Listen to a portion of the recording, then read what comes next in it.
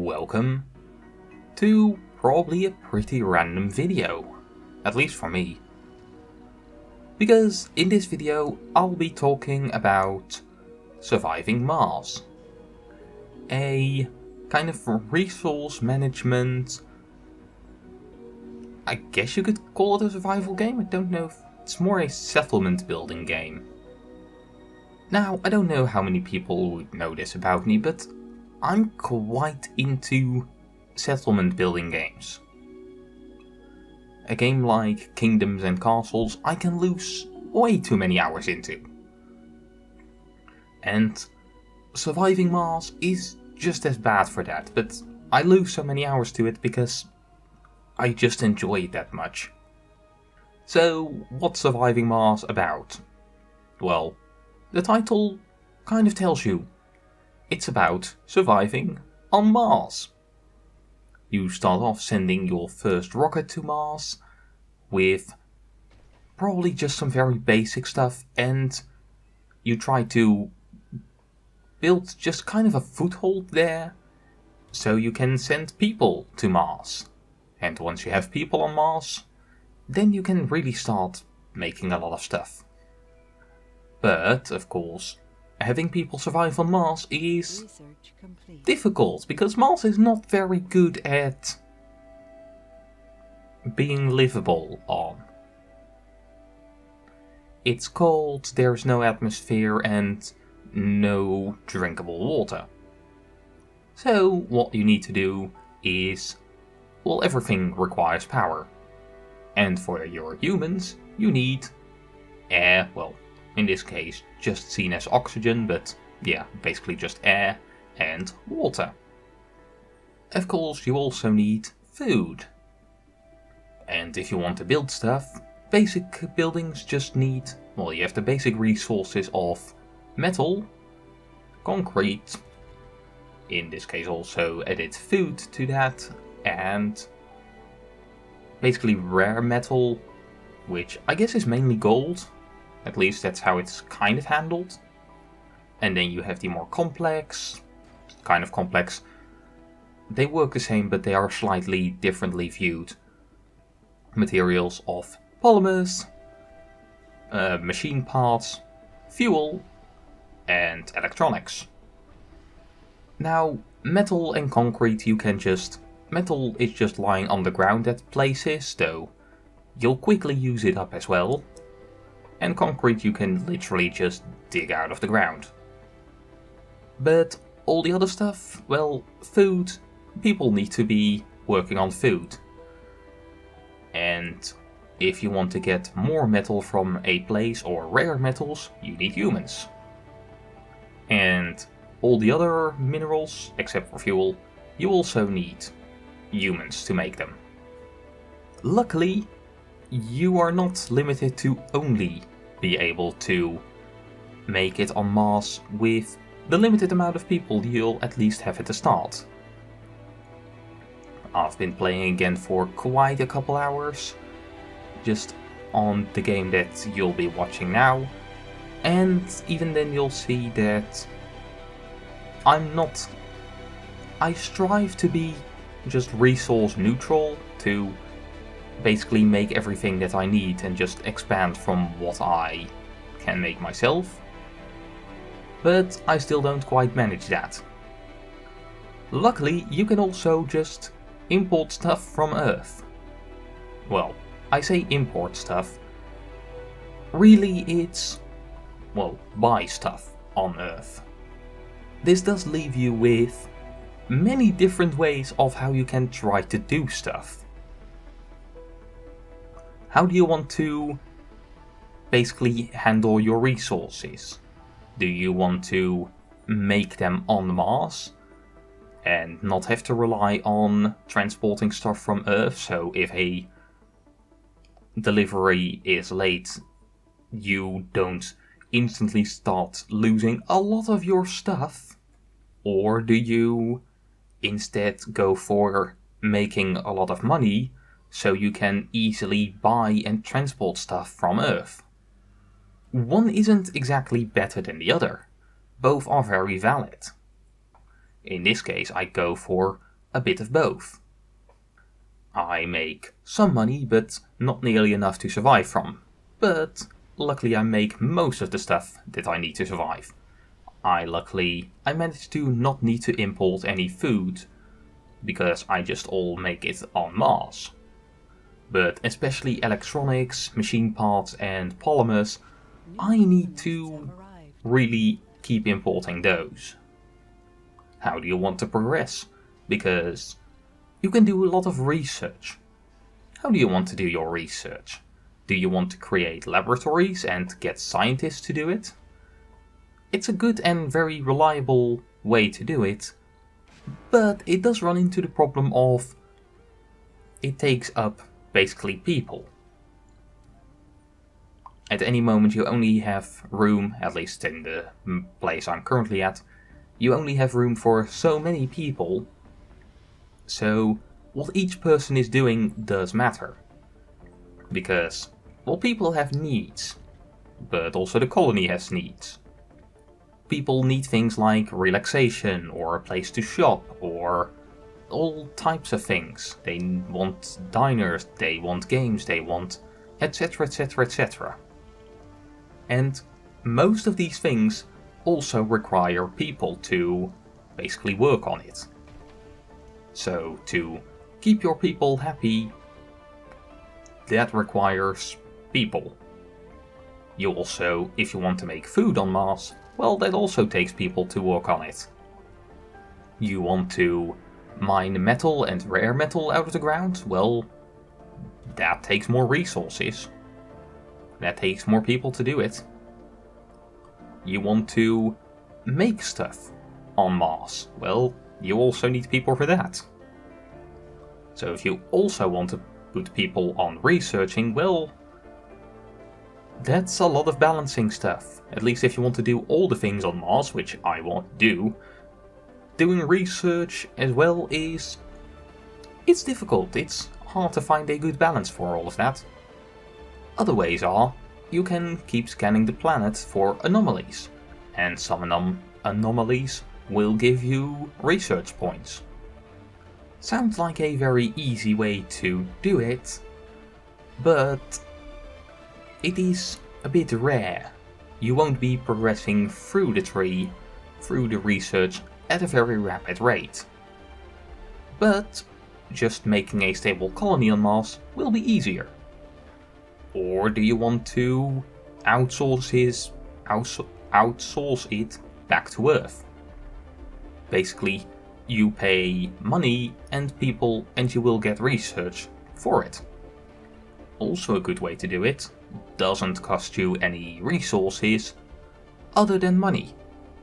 And of course, well, there are multiple ways of getting money. Do you want to maybe you want to do special missions that will grant you money? There is also research that grants you money, and basically etc, etc, etc. There are a lot of ways. Sending gold back to Earth also nets you a pretty good profit. Of course, that does mean that you have to keep sending rockets back and forth. And it's just this constant hundreds of different things that you kind of want to do all the time, all of them, but you kind of can't. You need to find a good balance to make progress, but still stable enough while making progress. And other than that, there are still more ways to do it. For instance, I have a lot of metal at the moment, which you can probably see. Just the screen I'm currently looking at has 2.2k metal. That's a lot of metal. The way I got that is by basically using my rockets to capture asteroids, to send asteroids to my general area. Because the fun part about asteroids is you can mine them out. They can be mostly metal asteroids and sometimes even polymer. Now the negative side of this is asteroids can also hit buildings or hit stuff you have built, meaning yeah, they have to be repaired. And depending on what's hit, they need to be repaired rapidly. Now you would think that, oh no, your dome is hit. People won't instantly die, because that would be kind of... I mean, it would maybe be realistic, but it would be a dick move. But for instance, if a power cable gets hit, it starts to kind of leak energy. It starts to... Basically, a lot of energy is lost at that place. Energy is also something you have to manage. Now, I currently have it pretty down by having a fair amount of solar panels, fair amount of wind generators, and a lot of Stirling generators. Which are very nice because as long as they are closed, they don't... accumulate dust, because basically all things accumulate dust, and once they are full, they don't work anymore and would require maintenance. Because yeah, you also need to keep track of maintenance of everything. Well, you don't. Most of the stuff is done automatically. Well, not everything is done automatically, but a lot of stuff is done automatically. Buildings requiring maintenance, you having resources in your area, all of that stuff, that's all done by drones. No idea, pretty sure they're called drones? I forget names. But yeah, they are done by the very tiny things. So, that's great. You don't need to micromanage everything, though. I mean, you can, but you shouldn't. But there are a lot of things that need to be done, and a lot of things do require you to take them into account. You do need to take into account that, well, you'll need stuff. You'll need enough metal to keep a lot of buildings running, or you need enough polymers and machine parts and electronics to keep buildings running, because if they don't run, then shit can go really sideways. I've had a couple times that I was waiting for a rocket to come in with minerals, not really minerals, with stuff that I needed, just electronics and machine parts mostly. Because at that moment I had basically none of either, and I couldn't make more of them either because the machine part factory needs electronics as maintenance, and the electronic part fabricator needs machine parts as maintenance. So if you have neither one of them can be kept working. So yeah, a lot of stuff you need to take into account.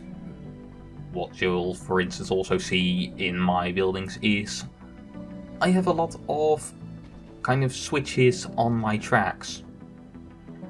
On the supplying things with power. A lot of them have switches, or the air supply and water supply tubes.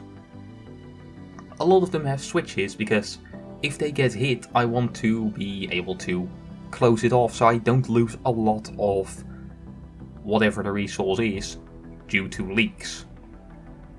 You'll also see that I have a lot of transport things.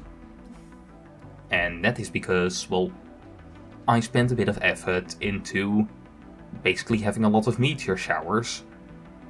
And with those meteor showers, well, they drop resources somewhere on the map, but I need to be able to get to them.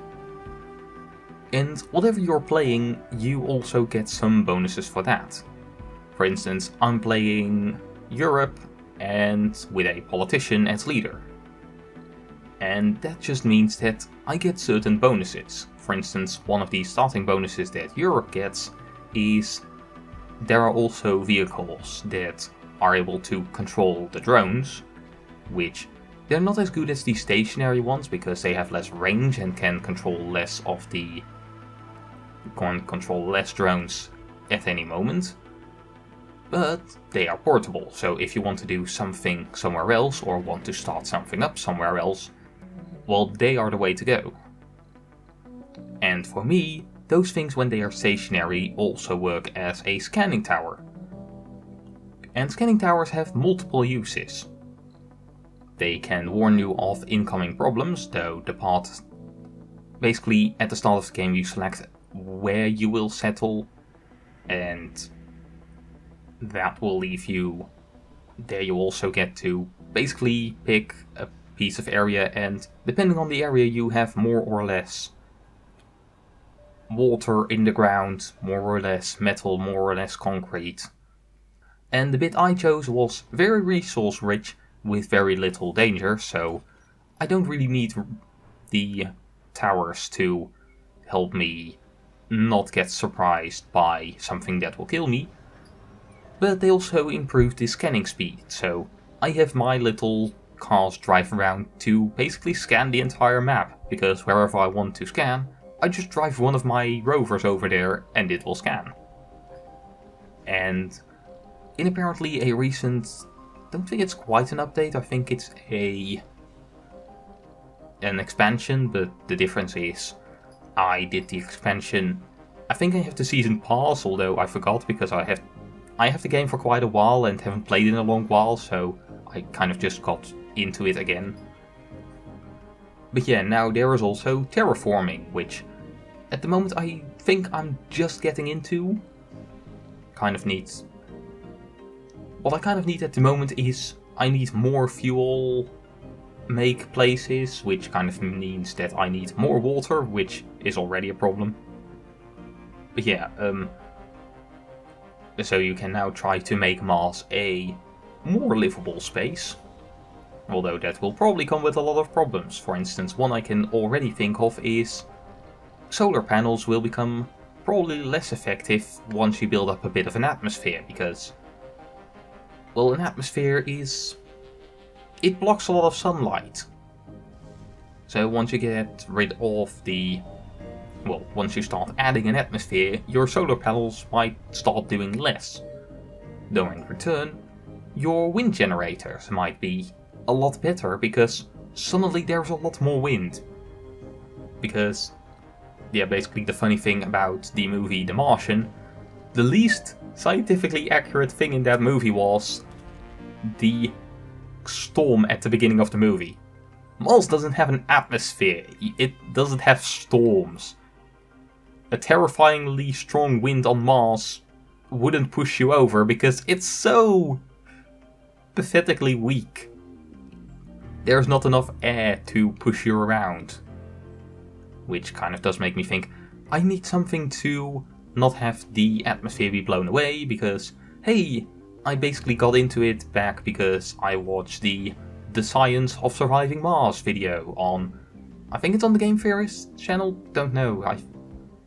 Austin does it on a lot of different places, but yeah, I should probably link to it as well in the description, so you'll go watch it. It's interesting. It talks about terraforming other planets, which is just...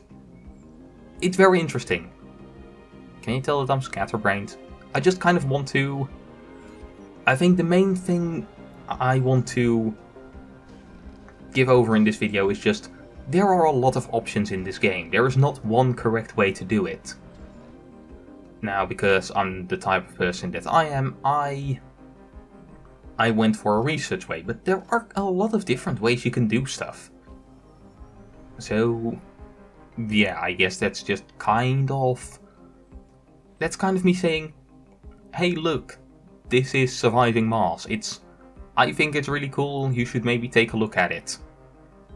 It is currently on sale, but that will end within 4 hours, so I'll try to get this video done quickly, which is mainly kind of cut the audio, so bits where I'm completely silent are less noticeable, and then basically smash the audio together with the footage and upload it. So probably the biggest problem will be the rendering and uploading. So yeah, I'll probably put in the description if it is even still up, if the offer is even still up, but yeah, no matter what, I think it's a fun game that you might want to take a look at.